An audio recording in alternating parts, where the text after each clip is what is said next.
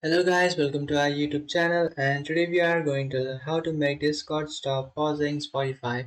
So let's get started. If you are hearing any music on Spotify and your Discord keeps stopping your Spotify application and you want to fix that.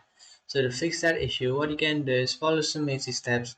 So open up your Discord. After opening up your Discord, just tap on the gear icon just on the bottom left, which is user settings.